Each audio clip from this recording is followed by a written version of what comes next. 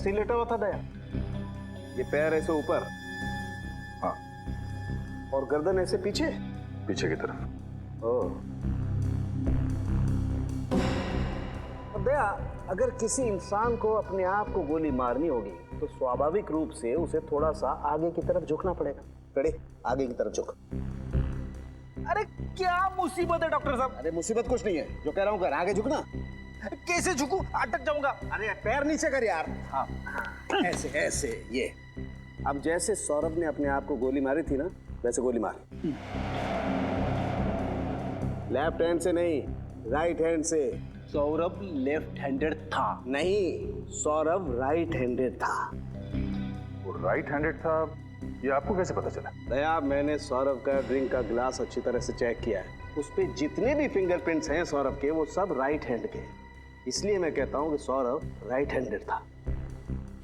ऐसे कोई आदमी अपने आप को गोली मारेगा इस तरीके से बैठ करके, तो खोपड़ी से खून के छींटे जाएंगे वहां, इस तरफ, ऊपर की तरफ। लेकिन यहां तो खून के छींटे नहीं हैं, खून के छींटे हैं वहां, पीछे की तरफ। और वो तभी जा सकते हैं जब आदमी ऐसे लेटा हो और कोई उसे यहां से गोली मारे। पैरों से। सौरभ की लाश यूं पड़ी हुई थी। अब दया, मैंने अपनी पूरी जिंदगी में किसी इंसान को ऐसे लेट करके अपने आप को गोली मारते हुए नहीं देखा। इसका मतलब है सौरभ ने आत्महत्या नहीं की थी, उसका भी खून किया गया है। बिल्कुल, सौरभ का खून ही हुआ है, और किसी ने उसे तब गोली मारी है जब वो ऐसे पैर फैला करके आराम से सो रहा था।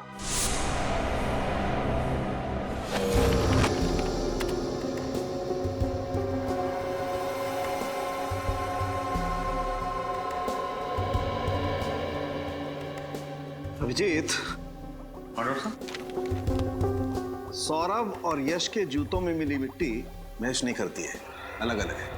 मतलब यश का भी खून सौरभ ने नहीं किया है, वो नहीं कोई और ही है।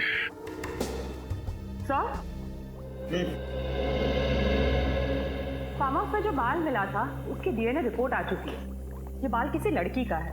वाह कारिका जी वाह, आप कुछ ना कुछ नया मोड़ लेके आती है केस में, कैसे कर लेती है? नमस्ते। नमस्ते। नमस्ते क्या कारिका जी, आप कुछ समझाती क्यों नहीं है? अरे मैं क्या, अच्छा छोड़िए, क्या क्या पता चला इसे डीएनए रिपोर्ट से? ये लड़की का डीएनए उन 5 मरे हुए लोगों में से एक आनंद के डीएनए से मैच करता है। आनंद के डीएनए से? यानी उसकी कोई रिश्तेदार? आनंद की तो सिर्फ एक ही रिश्तेदार है, उसकी बहन निशा। निशा? लेकिन सर जब निशा ब्यूरो में आई थी तब उसने बताया नहीं था कि वो भी फार्म हाउस गई थी। अपराधी अपने आप तो बोलेगा नहीं कि मैंने अपराध किया है, उससे सच उगलवाना पड़ता है। हाँ? अरे कुछ नहीं, मुझे थोड़ा सा टाइम लगेगा। हाँ, मैं बस थोड़ी देर में रेडी हो जाऊंगी और उसके बाद तुम्हारे पास पहुंचती हूँ। हाँ ऑफ कोर्स। अरे तुझे याद है लास्ट टाइम हम लोग गए थे, कितना मजा आया था। वो सब लोग इस बार भी आ रहे हैं ना? पक्का? ओह वाह, फिर तो बहुत मजा आएगा। अरे हाँ पापा, तुम लोग पहुंचो, मैं बस 5 मिनट में पहुंचती हूँ। कहाँ जा रही निशा जी? पहले 2-4 बातें हमसे कर लीजिए, फिर हम भी चलते हैं पार्टी में। पार्टी? What nonsense. हम तो सेंस में है मैडम, लेकिन आपको देख के लगता है कि आप अपने होश खो बैठी। आप कहना क्या चाहते हैं? आपको देख के लगता नहीं है कि आपको आपके भाई की मौत का दुख है? ऐसा लग रहा है कि आप पार्टी करने जा रही हैं। देखिए, ये मेरी निजी जिंदगी, और मेरी निजी जिंदगी में मैं क्या करती हूँ क्या नहीं, इस बात से आप लोगों को कोई प्रॉब्लम नहीं होनी चाहिए। बिल्कुल नहीं मैडम, लेकिन अगर आप किसी और की जिंदगी के साथ खेल खेलेंगे तो हमें जरूर प्रॉब्लम होगी। लेकिन मैंने किया क्या है? सबसे पहले आपने हमसे झूठ बोला है कि आप उस रात सौरभ के फार्म हाउस में नहीं थी। मैं क्यों झूठ बोलूं? क्यों झूठ बोलेंगे ये आप बताइए, क्योंकि अगर हमने साबित कर दिया तो आपके लिए मुश्किल हो जाएगी।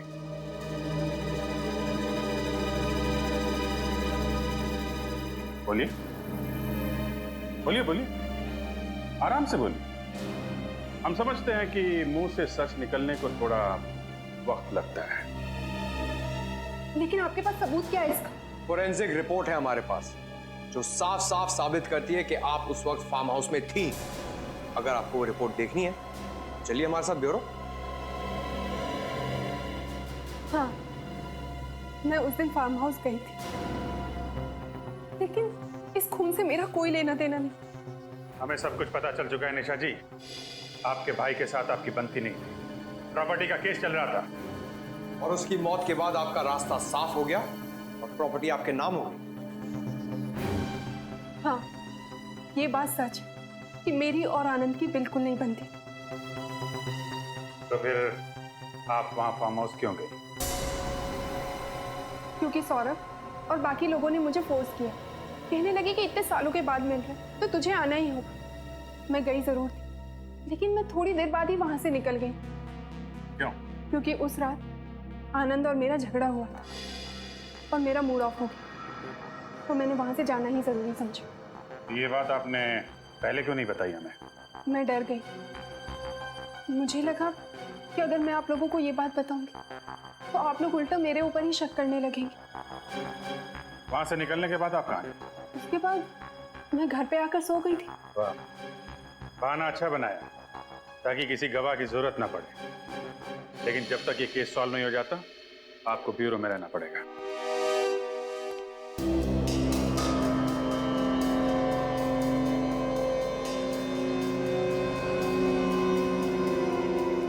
ओह,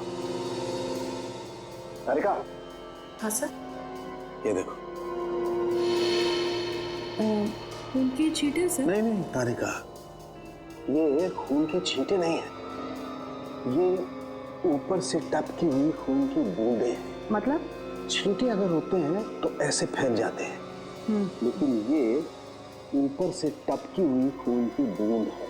मुझे लगता है वो बच्चा उस हॉल में आया होगा और किसी चीज से या किसी लाश से टकरा के गिर गया होगा, और ये केन भी उसके हाथ से छूटकर जमीन पे गिर गई होगी, और खूनी के कहीं कोई जख्म होगा जिसमें से खून टपक रहा होगा। खूनी बाय द वे इस केन के पास आया और उसके जख्म में से 2 बूंदें खून की टपक के यहाँ लग गई।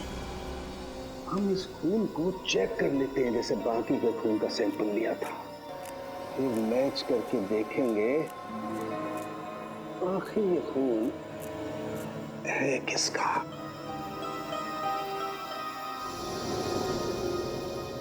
ये देखो तारिका, ये उन 5 लोगों के ब्लड का सैंपल है, और ये खून है जो इस केन पे लगा हुआ है।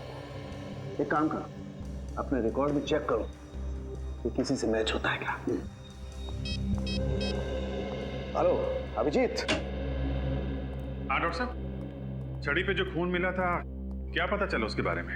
अभिजीत, ये खून उन 5 मरने वालों में से किसी का भी नहीं है। फिर तो निशा का ही होगा। नहीं, निशा के खून से भी मैच नहीं होता। वो क्रिमिनल रिकॉर्ड में चेक करके देखा? वो भी देख लिया, लेकिन रिकॉर्ड में किसी से मैच नहीं हो रहा है। कमाल है, सौरभ को खूनी समझ रहे थे, वो खूनी नहीं निकला। निशा भी बेकसूर है, तो फिर खूनी है कौन?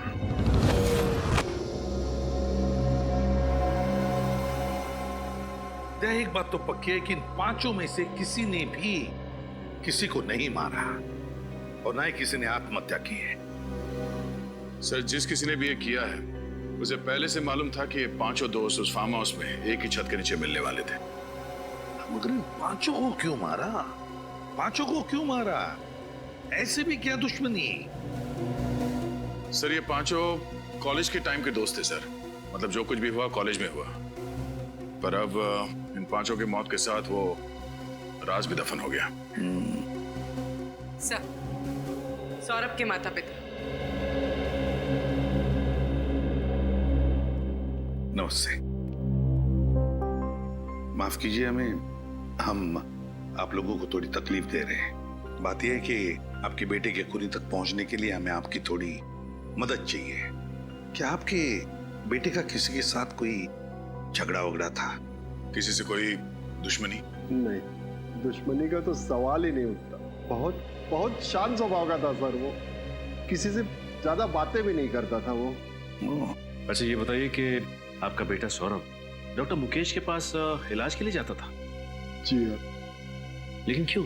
अपने चिड़चिड़ेपन, टेंशन और नींद ना आना, इसके लिए। मगर बचपन से वो ऐसा नहीं था सर, मुझे आज भी याद है। वो कॉलेज की आखिरी दिन वाली पार्टी की रात थी, बस उसी रात से वो ऐसा हो गया। क्या हुआ था उस रात को? पता नहीं सर, बस पार्टी से आया और सीधा ही अपने कमरे में चला गया। 3 दिन तक वो बाहर नहीं आया, ना कुछ खाया ना कुछ पिया, कुछ भी नहीं सर, कुछ भी नहीं। इसीलिए हमने डॉक्टर मुकेश की मदद ली, उनसे हमारे घरेलू संबंध है। बाद में वो धीरे धीरे ठीक भी हो रहा था। ये सब उसके कॉलेज के दोस्तों की वजह से हुआ। मैंने उसे मना किया था, उसने मेरी बात मानी और उनसे अपना रिश्ता भी तोड़ दिया। तो फिर वो उनके साथ फार्म हाउस क्यों गया था? वो उसके दोस्त आनंद का फोन आया था, बोला बहुत साल के बाद मिल रहे हैं तो आ जाओ, और वो गया, फिर लौट के वापस नहीं आया, लौट के वापस नहीं आया। पूर्वी जरा इन्हें छोड़ा ना। सर, इन 5 के साथ जो कुछ भी हुआ उस फार्म हाउस में, उसका संबंध कॉलेज के आखिरी दिन वाले पार्टी से ही है सर। हाँ तभी कुछ तो हुआ है। दया, पता लगाना पड़ेगा इन 5 के बारे में, पता लगाना पड़ेगा इनके अतीत के बारे में, तभी पता चल जाएगा क्या हुआ था उस रात को। सर, अजीत से फोन पर सारी बात हुई थी। उसने बोला था कि हल्के नीले कलर की टी-शर्ट में यहीं पर जॉगिंग कर रहा है, और यहाँ पर जो ठेला है उसी के पास मिलेगा। कोई दिख नहीं रहा सर यहाँ। देखते हैं। ये सामने से आ रहा है नीली शर्ट में, शायद यही है, अजीत ही है।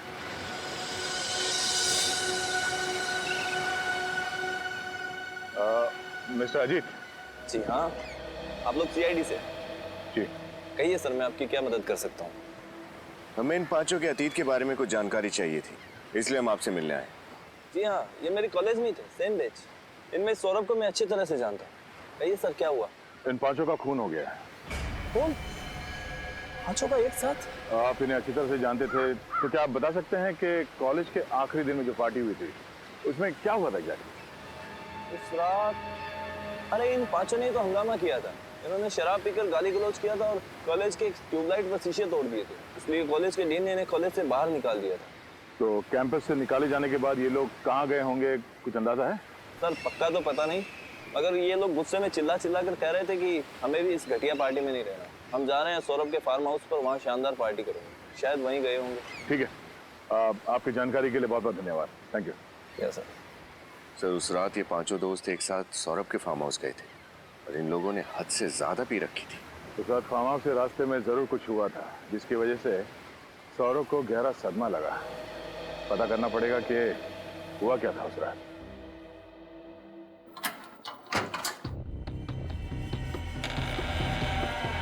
खूनी मेन दरवाजा खोलकर हॉल के अंदर आया, जो कि सौरभ और उसके दोस्त या तो बंद करना भूल गए थे या खूनी के हाथ में चाबी थी। सौरभ उस सोफे पर बैठा हुआ था। खूनी सौरभ के पास आया, उसने सौरभ के हाथ में गन पकड़ा दी और सौरभ के हाथों से ट्रिगर दबा दिया ताकि गन पाउडर का निशान सौरभ के हाथों पर आ जाए। सौरभ की चीख सुनकर विशाल कमरे में से बाहर आया, और जैसे विशाल कमरे से बाहर आया, खूनी ने उस पर भी गोली चला दी। विशाल को गोली लगने के बाद आनंद और नितिन हॉल में आए। मुझे मत मारो। खूनी ने आनंद को भागने का मौका नहीं दिया और उसके सीने पे गोली मार दी। भागने का मौका मिलते नितिन दरवाजे की तरफ भागा। जैसे वो भागा, खूनी ने उसे भी गोली मार दी उसके पीठ में। यश फार्म हाउस से निकल के जंगल के रास्ते भागा। खूनी ने उसका पीछा किया और उसके पीठ पे और गुर्दे पे गोली चला दी। खूनी लौटकर फिर से फार्म हाउस में आया और उसने अपनी गन सौरभ के पास रख दी। और जब बच्चा फार्म हाउस में आया तो इन्हीं लाशों से टकरा के गिर गया होगा। तभी इन तीनों का खून उसके शर्ट पे लग गया और घबरा के बच्चा यहां से बाहर भाग गया। अभिजीत, जंगल में जहां पर यश की लाश मिली, दोबारा वहीं पे जाकर अच्छी तरह से चेक करो, अच्छी तरह से चेक करो। कोई ना कोई सुराग है जो हमारी आंखों से छूटा है।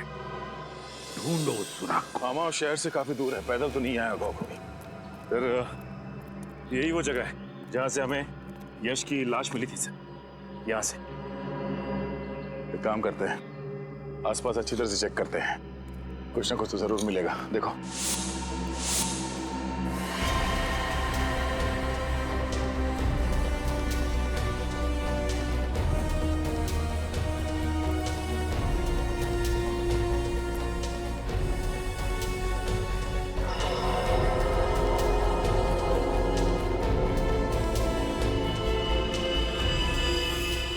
सर, ये देखिए सर, शर्ट का फटा हुआ टुकड़ा, इस पे खून लगा है। हाँ, इसका मतलब खूनी यहाँ से भागा होगा और हड़बड़ी में उसका शर्ट इस झाड़ में फंस गया और उसे पता तक नहीं चला।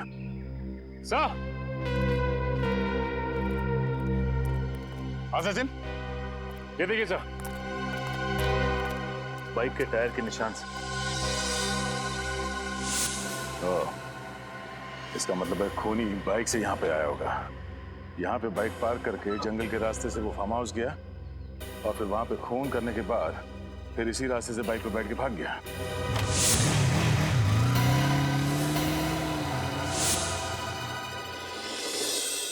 ओके। हाँ सर। सर, उस कपड़े के टुकड़े से उसे पहनने वाले का पता चला? देखो दया, कपड़ा किसने पहना था, खूनी कौन है, ये ढूंढना आप लोगों का काम है। मेरा काम है जो सुराग और सबूत मिले हैं उनकी जांच करके हकीकत आप लोगों के सामने रख देना। तो सर फिर इस सुराग से क्या हकीकत सामने आई है? इस कपड़े पर सौरभ के खून के अंश पाए गए और इस कपड़े पर मर्क्यूरी और कोयले के अंश भी मिले। कोयला और मर्क्यूरी? शायद मेरे पास इसका जवाब है। जब हम नक्शे में फार्म हाउस ढूंढ रहे थे तब मेरी नजर यहाँ पड़ी। एक कोयले का खान है यहाँ पे, फार्म हाउस के रास्ते पे। सर यानी कि ये खूनी कोयले की खदान में काम करता होगा या फिर उसके आसपास रहता होगा। सचिन 5 दोस्तों की मौत हुई। उनके एक और दोस्त अजीत का कहना है कि कॉलेज की पार्टी के बाद वो 5 सौरभ की गाड़ी में फार्म हाउस जाने के लिए रवाना हुए थे और सर उसके अगले ही दिन ये आर्टिकल छपा था। जेपी मार्ग में हुई दुर्घटना। एक तेजी से आती कार ने राह चलते आदमी को टक्कर मार दी जिसकी जगह पे मौत हो गई। जेपी मार्ग तो ये फार्म हाउस के रास्ते पे पड़ता है। हाँ सर, और इन लोगों के निकलने के ठीक 45 मिनट बाद ये एक्सीडेंट हुआ था। सर हो सकता है कि ये सौरभ शराब के नशे में धुत होकर गाड़ी चला रहा और उसका एक्सीडेंट हो गया। हाँ, और इसीलिए उस हादसे के बाद वो गुमसुम हो गया और 3 दिन तक वो अपने कमरे से बाहर नहीं निकला।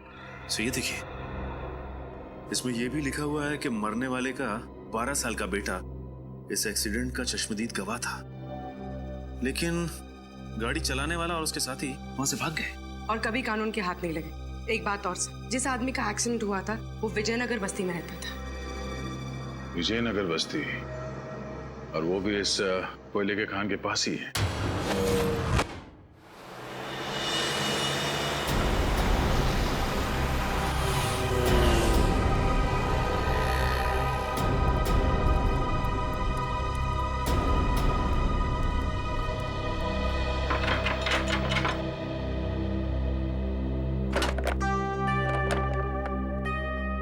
किससे मिलना आप लोगों को? जी आप ही से मिलना है, हम लोग सीआईडी से हैं। सीआईडी? जी। फोटो आपके पति की ही है? जी हाँ, इनको गुजरे तो 8 साल हो गए। इनकी मौत एक रोड एक्सीडेंट में हुई थी। हाँ, लेकिन 8 साल पहले के केस में सीआईडी को क्या दिलचस्पी हो सकती है? फिलहाल हम एक केस की तहकीकात कर रहे हैं जिसका संबंध आपके पति की मौत से है। मैं कुछ समझी नहीं। इस अखबार के हिसाब से जब आपके पति का एक्सीडेंट हुआ था उस वक्त आपका बेटा इकलौता चश्मदीद गवाह था, है ना? हाँ था तो, लेकिन उसका कुछ फायदा नहीं हुआ क्योंकि मेरे पति के खूनी पकड़े नहीं गए। अब आपका बेटा काफी बड़ा हो गया होगा। जी हाँ, बड़ा भी और समझदार भी। बहुत छोटी उम्र में घर की सारी जिम्मेदारियां संभाल ली थी उसने। आपका बेटा अभी घर पर नहीं है? जी नहीं, बाहर गया है किसी काम से, आता ही होगा। क्यों?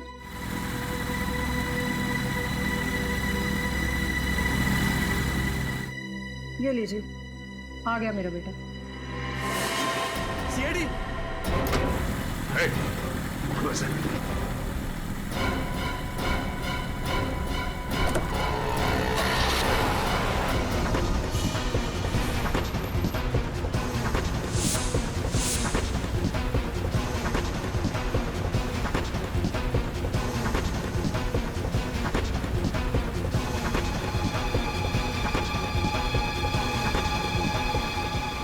बच के जाएगा कहाँ है?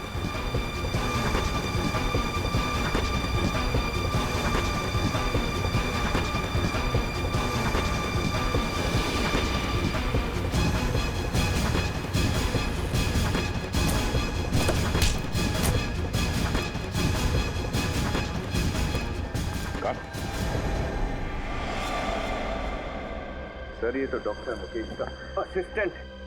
हमारा इलाज नहीं करोगे? हाँ? रंजीत, डॉक्टर मुकेश का असिस्टेंट रंजीत, उन 5 लोगों का खून तुमने ही किया है ना? हाँ मैंने ही खून किया है, लेकिन मुझे इस चीज का कोई पछतावा नहीं है क्योंकि उनको जीने का कोई हक नहीं था। क्योंकि उनकी वजह से तुम्हारे बाबा की एक्सीडेंट में मौत हो गई थी। हाँ, मेरे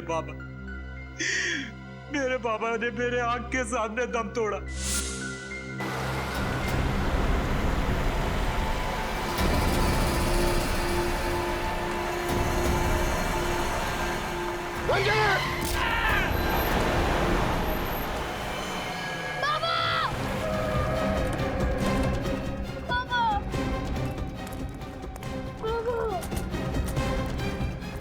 बाबा को मार दिया, मेरे बाबा को मार दिया। पापा, पापा।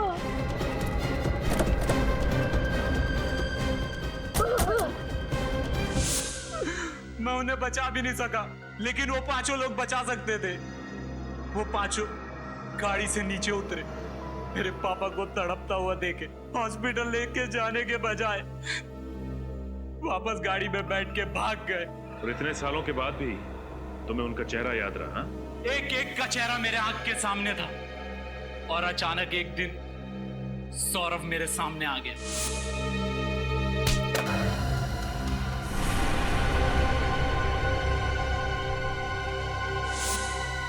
और मैंने उसे फौरन पहचान लिया और मैंने उसका पीछा किया। पीछा करने के बाद पता चला कि वो डॉक्टर मुकेश के पास अपना इलाज करवाता है। और इसीलिए बतौर असिस्टेंट तुमने डॉक्टर के यहाँ पे नौकरी कर ली?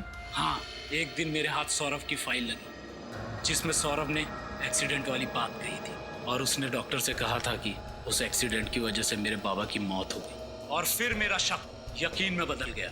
और फिर तुमने बदला लेने का प्लान बनाया? हाँ, मुझे पता चल गया कि ये 5 दोस्त फार्म हाउस पे मिलने वाले हैं, तो मैं इसलिए वहां पहुंच गया।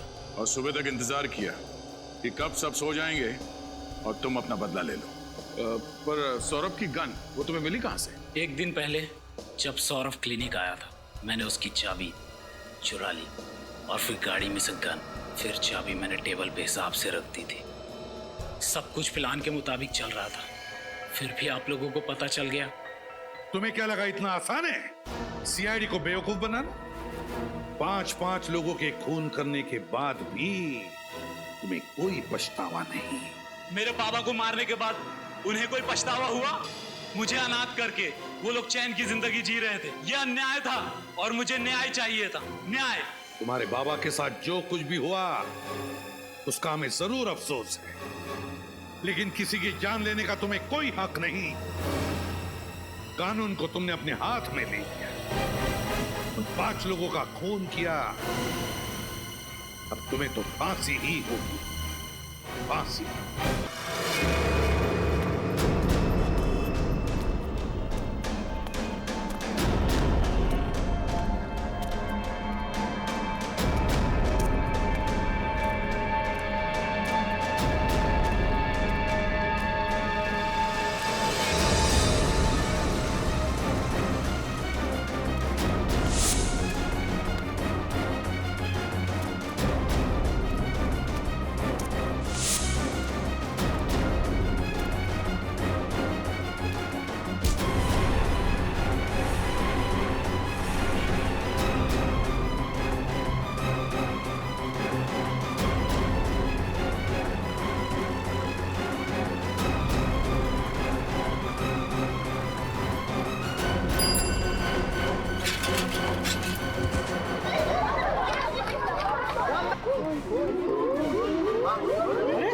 इतना सारा खून, सीआईडी को बुलाना पड़ेगा।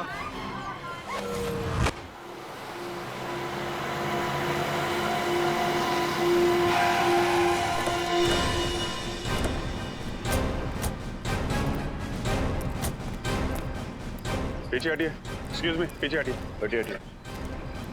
किसने फोन किया था? सर मैंने फोन किया था। माय गॉड, इतना सारा खून। क्या हुआ, क्या था? सर बच्चा तेजी से भागता हुआ आया, साइकिल से टकराया और बेहोश हो गया। कहाँ पे? आइए सर मैं बताता आपको। सर इस तरफ। किधर से आ रहा था बच्चा? सर इस तरफ से आ रहा था। ओके।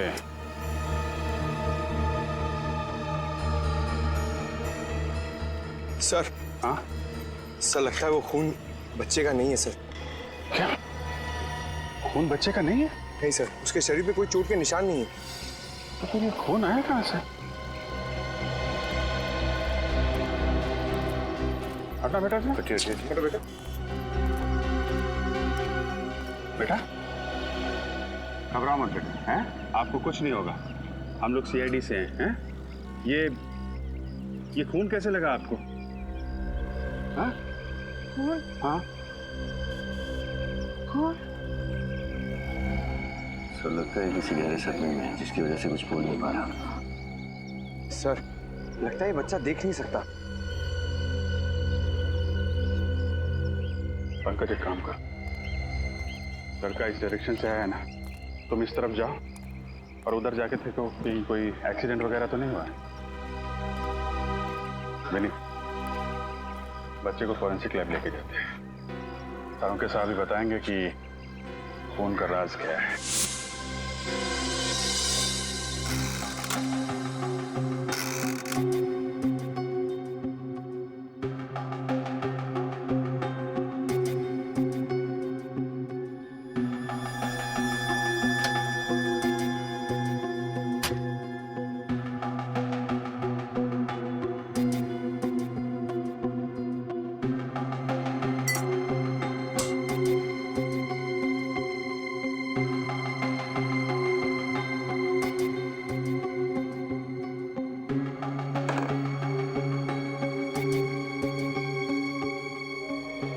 करता हूँ सर, बच्चे की टी शर्ट पे पाया गया खून किसी इंसान का ना हो। हाँ अभिजीत, हेमोट्रेस टेस्ट करते हैं, उसे पता चल जाएगा।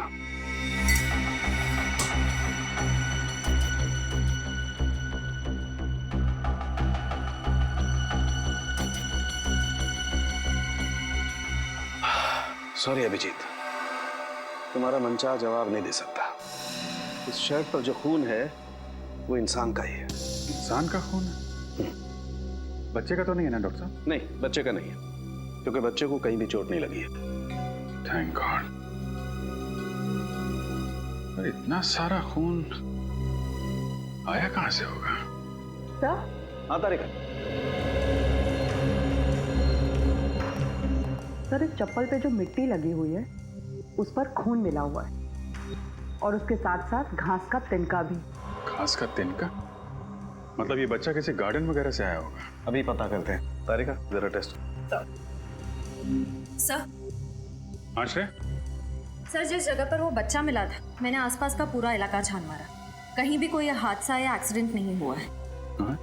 पुलिस स्टेशन से चेक किया? जी सर, पिछले 15 दिनों में किसी के भी लापता होने की खबर दर्ज नहीं कराई गई है। कमाल है। फिर ये बच्चा आया कहां से होगा? अभिजीत। हाँ डॉक्टर साहब। अभिजीत, इस शर्ट पर एक नहीं 3 लोगों का खून मिला है। क्या 3 लोगों का खून? माय गॉड, मतलब 3 लोग जख्मी हुए हैं या फिर मारे गए। अभिजीत, आधार का अभिजीत, इस मिट्टी में जंतु और कीटाणुनाशक दवाइयां मिली है। जंतु और कीटाणुनाशक दवाइयां? मतलब ये बात पक्की है कि बच्चा किसी खेत खलियान से ही गुजरा है।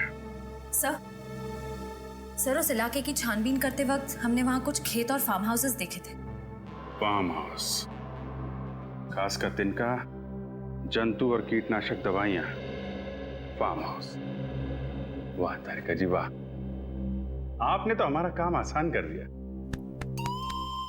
भाई साहब, सिर्फ तारिका जी ने आपका काम आसान किया? नहीं, ये ऐसा मैंने कब कहा? नहीं, लेकिन आपने ये भी तो नहीं कहा कि सालुखे ने कुछ किया है। सालुखे साहब, आप भी बिल्कुल क्यूट बच्चों की तरह बुरा मान जाते हो यार।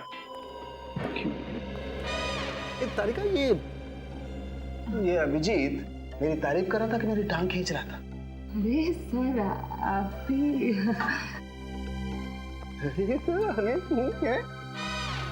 अरे ये सब दोनों के दोनों मिले हुए हैं। सर इतने सारे फार्म हाउस चेक किए, कहीं कुछ पता नहीं चला। हो सकता है यहाँ कुछ पता चल जाए।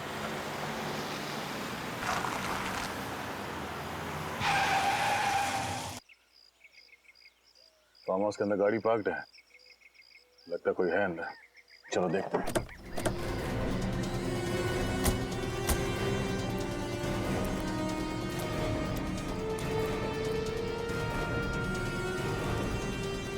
अंदर चल के देखते हैं।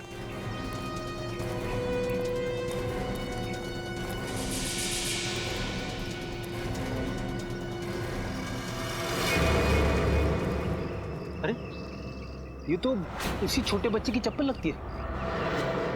लगता है हमारी तलाश यहीं पे खत्म होगी। चलो सावधान रहना, कोई अभी भी अंदर हो सकता है।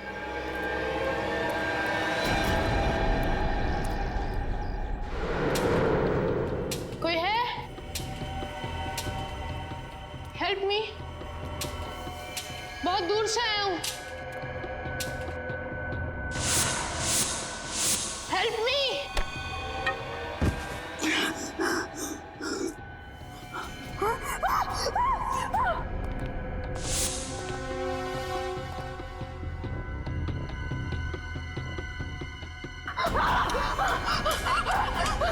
बचाओ, बचाओ।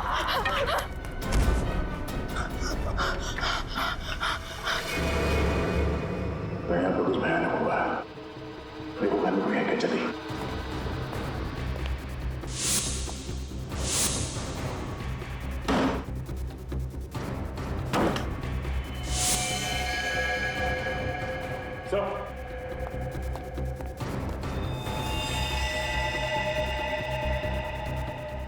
चार लाशें घर में। फॉरेंसिक को बुलाओ।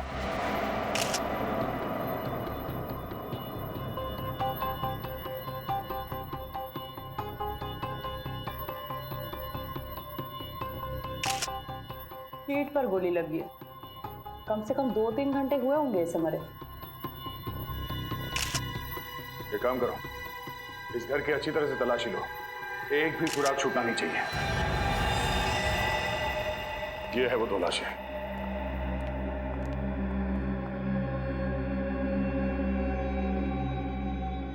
इसे भी ठीक छाती पर गोली मारी गई है, जैसे उस आदमी को कमरे में। यानी डॉक्टर सालों के ठीक बोल रहे थे। तो बच्चा यहाँ इन लाशों से टकराया होगा, जमीन पे गिरा और इन्हीं का खून उसके कपड़ों पे लग गया।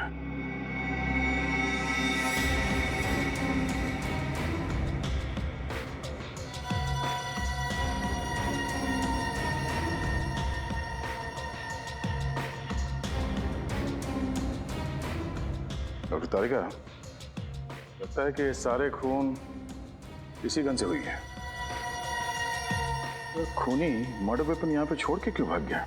मुझे तो लगता है कि इस आदमी ने खुद अपने आप पे गोली मारी है। इस आदमी ने अपने आप पे गोली मारी है? यानी आप ये कहना चाहती हैं कि पहले इस आदमी ने इन तीनों को मारा और उसके बाद खुद अपने आप को गोली मार ली? शायद। सर, पूरा घर चेक कर लिया, तिजोरी, अलमारी, सब कुछ सही सलामत है। सही सलामत है? मतलब चोरी का मामला नहीं है? सर, हाँ, सारे दरवाजे और खिड़कियां भी सही सलामत है। इसका मतलब है खूनी जबरदस्ती इस घर में नहीं घुसा है। हो सकता है ये चारों मरने वाले उस खूनी को जानते हो और इन्हीं लोगों के साथ वो यहाँ इस फार्म हाउस में आया होगा।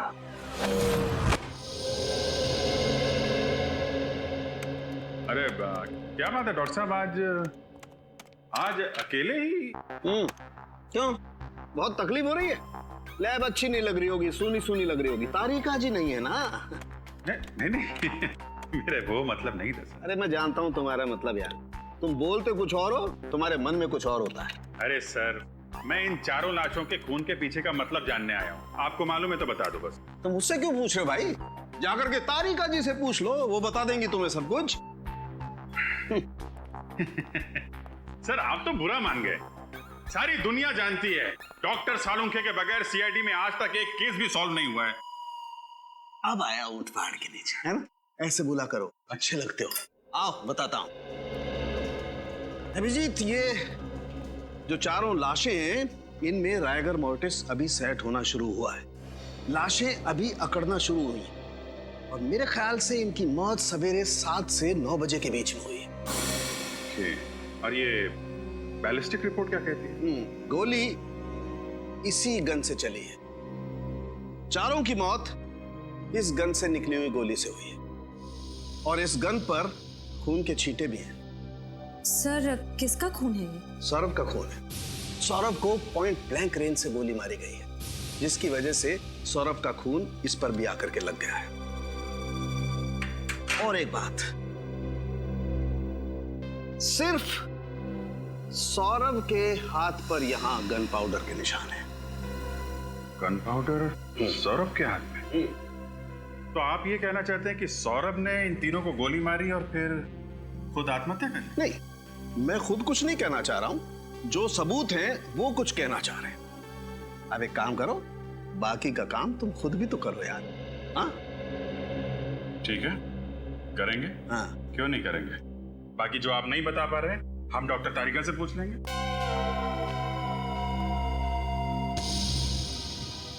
पूर्वी, इस सौरभ के पास से जो गन मिली थी उसके बारे में क्या पता चला? किसकी थी वो गन? वो गन इसी के नाम पे रजिस्टर्ड थी। वो गन सौरभ के नाम पर ही रजिस्टर्ड है। और फिर सालुंखे को जो गन पाउडर के ट्रेसेस मिले वो भी सौरभ की उंगलियों पर।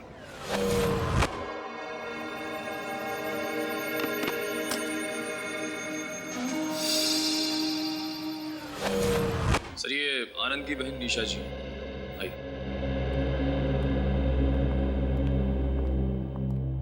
आइए निशा जी, देखिए हम आनंद और उसके दोस्तों के बारे में कुछ जानना चाहते हैं ताकि हमें केस सॉल्व करने में मदद मिले। सर, ये सब लोग कॉलेज के दोस्त थे और बहुत सालों के बाद मिलने वाले थे, इसीलिए इन लोगों ने प्लान बनाया था कि सौरभ के फार्म हाउस पे जाएंगे। निशा जी, आपने आखिरी बार आनंद से बात कब की थी? आनंद से मेरी लगभग 1 हफ्ते पहले बात हुई थी, लेकिन हाँ, यश का 2 दिन पहले ही मुझे फोन आया था और उसी ने मुझे बताया कि ये लोग फार्म हाउस पे पार्टी करने जा रहे हैं। यश?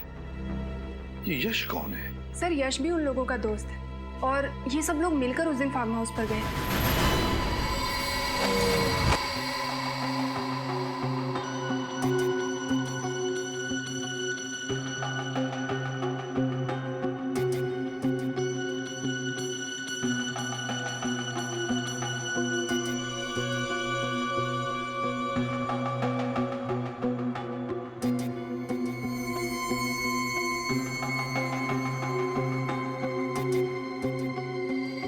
सौरभ, विशाल, आनंद और नितिन, 4 ही लोग तो थे फार्म हाउस पर।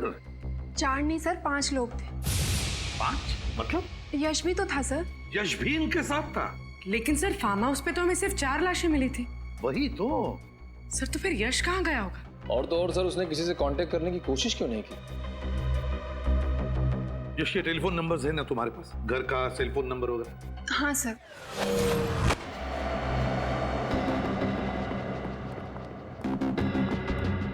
ये देखो, कोई सुराग मिला डॉक्टर तारिका?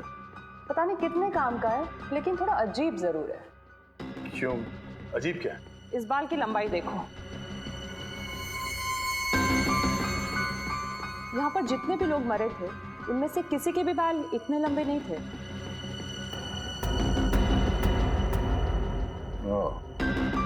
इसका मतलब है इन चारों के अलावा कोई और भी था, या कोई औरत।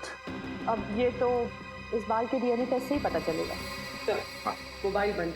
मोबाइल बंद आ रहा है? सर, हाँ, यश के पिताजी से बात हुई। यश तो घर पे है ही नहीं। घर पर लौटा ही नहीं, सेलफोन बंद आ रहा है। कुछ तो गड़बड़ जरूर है। यश का फोटो है? हाँ सर, 1 मिनट। काम करो, यश का फोटो सारे police station, railway station, bus stand और चेक नाकों पर भेज दो और दया को भी इन्फॉर्म करो। यश का मिलना बहुत जरूरी है, बहुत जरूरी है। सर,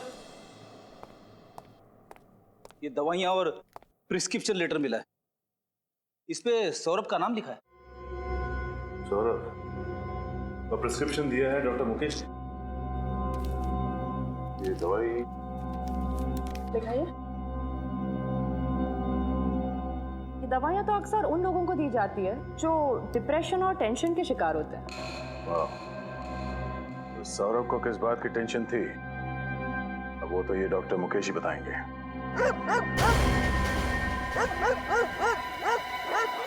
कुत्तों के भौंकने की आवाज पीछे की तरफ से आ रही है। जरा देखो जाके, चेक करके।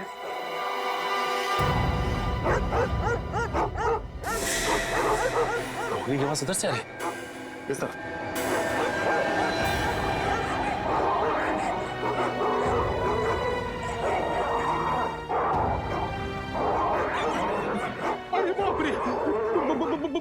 बहुत कुत्ते।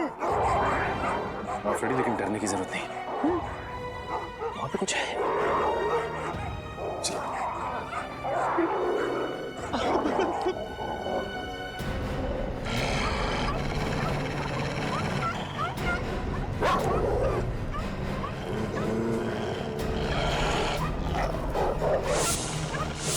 My God.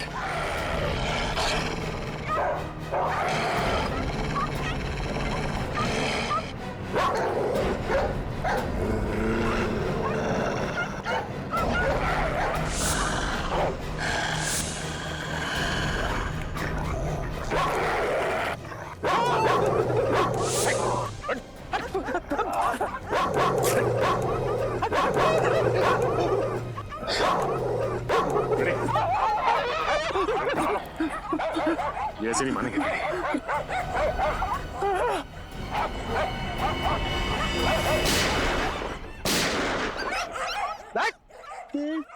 फ्रेडी से टक्कर।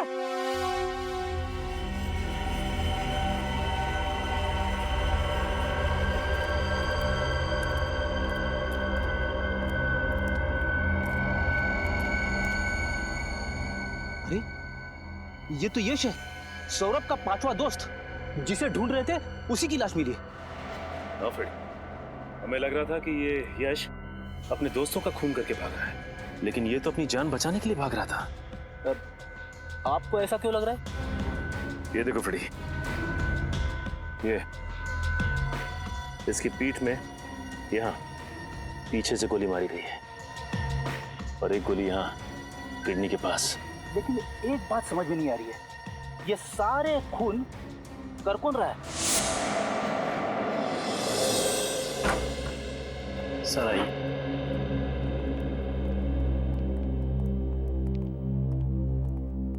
सर, सीआईडी ऑफिसर साहब से मिलना है। मैं बाद में बात करता हूँ। बैठिए।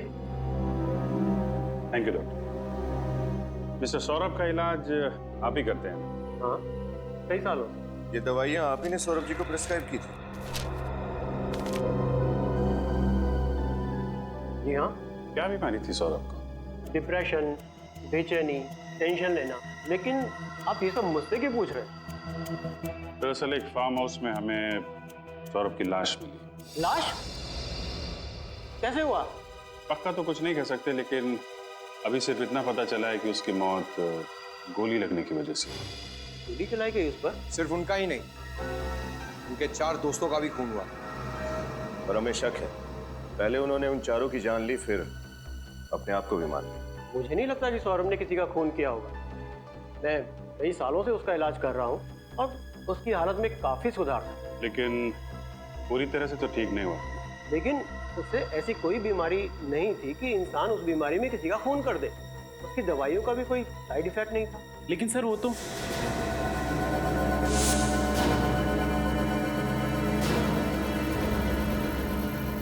ठीक है डॉक्टर साहब, थैंक यू वेरी मच।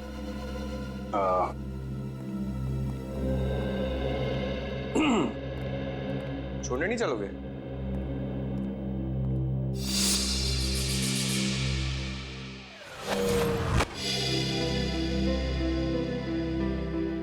अरे यार, अंदर तुम कुछ कह रहे थे, फिर एकदम से चुप हो गए। क्या बात है? जरा खुल के बताओ। नहीं सर, मैं कुछ नहीं कह रहा था सर।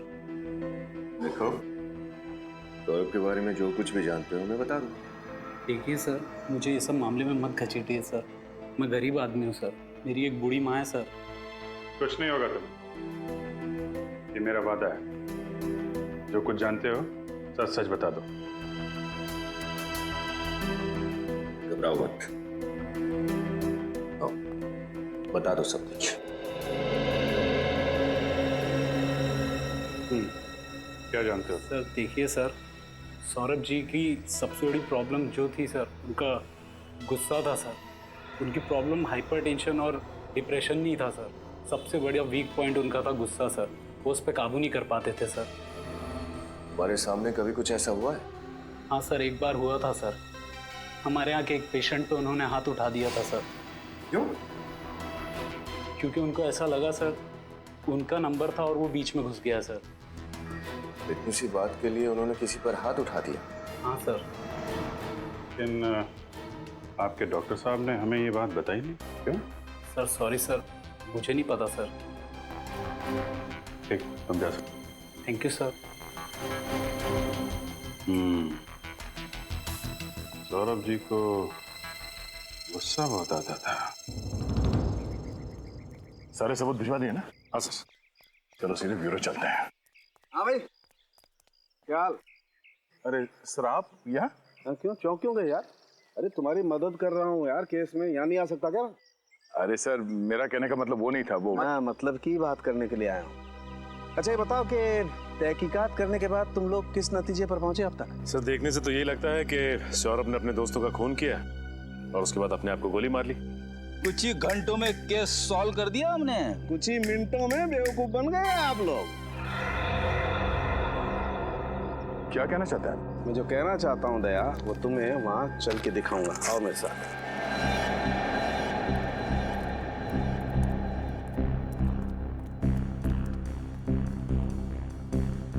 यही जगह है ना जहाँ पर सौरभ की लाश थी? हाँ सर, यहाँ पे। हाँ।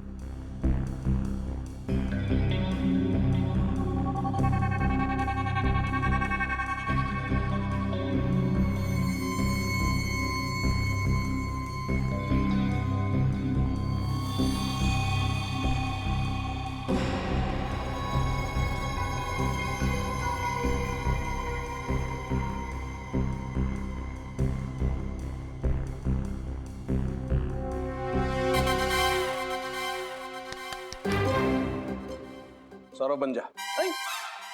यानी कि मैं मर जाऊं? डॉक्टर साहब, मैं इतनी जल्दी मरना नहीं चाहता। अरे यार, ये आदमी हमेशा उल्टा ही क्यों सोचता है? फिर मैं तुझे मरने के लिए नहीं कह रहा हूँ फ्रेडी, मैं सिर्फ ये कह रहा हूँ इस सोफे पर जैसे सौरभ की लाश मिली थी वैसे जाकर के बैठ जा। सौरभ बैठा हुआ नहीं था, लेटा हुआ था। लेटा हुआ? तो ठीक है, तुम लेट जाओ।